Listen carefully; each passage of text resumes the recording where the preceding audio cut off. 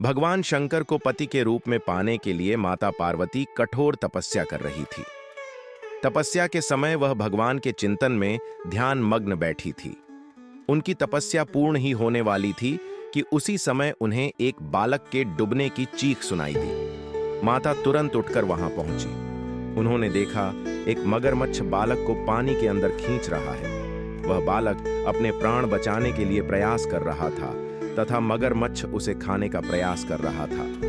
अत्यंत करुणामयी माता पार्वती को बालक पर दया आई।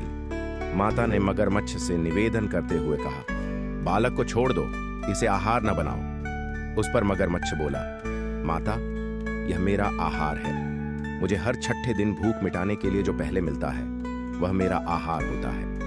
मेरा आहार ब्रह्मा ने निश्चित किया है। माता पार्वती ने फिर कहा, आप इसे छोड़ दें, इसके बदले मैं अपनी तपस्या का फल आपको दूंगी। पार्वती माता ने बालक के प्राणों की रक्षा के लिए अपने कठोर तपस्या का फल दांव पर लगाया। मगरमच्छ ने भी उसे स्वीकार किया।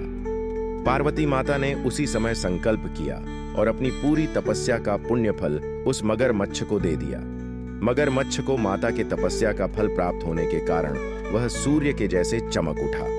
उसकी बुद्धि भी शुद्ध हो गई। उसने कहा, माता, आप अपना पुण्य वापस ले लें, मैं इस बालक को छोड़ दूंगा। माता ने तो वचन दिया था, इसलिए उन्होंने तपस्या का फल वापस लेने से मना कर दिया और वह बालक को गोद में लेकर ममता से दुलारने लगी। बाद में माता ने उस बालक को उसके घर सुरक्षित लौटा दिया और वे अपने स्थान पर वापस आ गईं।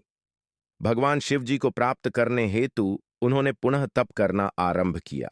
उसी समय भगवान शिव जी माता पार्वती के सामने प्रकट हो गए। भगवान शिव जी उन्हें बोले, पार्वती, अब तुम्हें तप करने की आवश्यकता नहीं है। हर प्राणी में मेरा ही वास है। तुमने उस मगरमच्छ को अपने तप का जो फल दिया वह मुझे ही प्राप्त हुआ, इसलिए तुम्हारे तप का फल अनंत गुना हो गया है। तुमने करुणा और ममता से द्रवित होकर बालक की रक्षा की, इसलिए मैं तुम पर प्रसन्न हूं और तुम्हें अपनी पत्नी के रूप में स्वीकारता हूं।